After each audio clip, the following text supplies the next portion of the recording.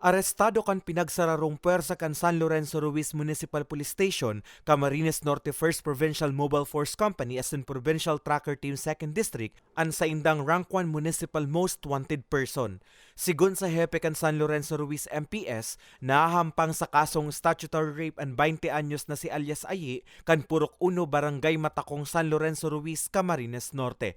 Matapos na duwang bes na lugusan ang sarong menor de edad na babayi taong 2017. Ito pong suspect natin ay arrested po siya by virtue of warrant of arrest po sa dalawang criminal case, number 22303 and 22304 for violation of 2 counts of statutory rape na inisyu po sa sala ni Judge Rene M. de la Cruz ng RTC Branch 5 ng Family Court po, Daet Camarines Norte.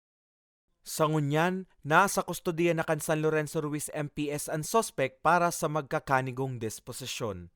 So sabi ko nga po sa lahat ng mga ginagawang mga meetings, symposium, and even interviews, sabi ko nga sa kanila is crime prevention is everybody's concern. Hindi lang po yan concern o business ng kapulisan, but of course, ito po ay business ng lahat ng mga naninirahan dito sa munisipyo.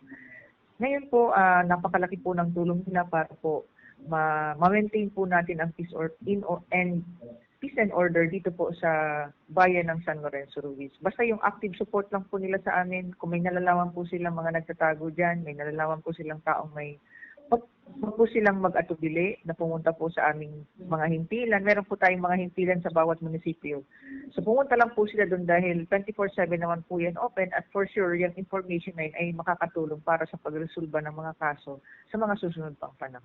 Asigurasyon man kan hepe, dahil sinda mauntok sa pagsuisoy sa gabos na individual na nagkaigwanin pagbalgar sa mga pigpapautob nindang lay para sa mga baretang tatak Bicol, Carmelo Balia.